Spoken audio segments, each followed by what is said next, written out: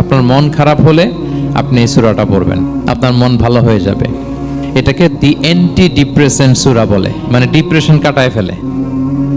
আমাদের এরকম অনেক সময় হয় না যে হতাশ,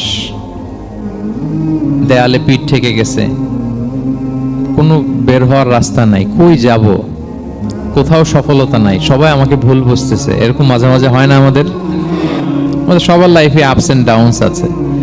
আপনি যখন ভারাক্রান্ত হবেন, কষ্টে থাকবেন, এই সূরাটা পড়বেন, দেখবেন যে আপনার ডিপ্রেশন দূর হয়ে গেছে।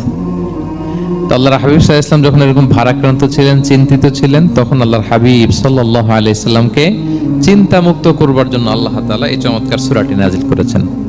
আল্লাহ নাজিল করলেন, আউযু বিল্লাহি মিনাশ শাইতানির রাজিম, বিসমিল্লাহির রহমানির রহিম, ওয়াদ-দুহা ওয়াল লাইলি ইযা সাজা মা ওয়াদ্দাআকা রাব্বুকা ওয়া মা ক্বালা ওয়ালাল আখিরাতু খায়রুল লাকা মিনাল উলা ওয়ালা সাওফা ইউতিকা রাব্বুকা ফাতারদা।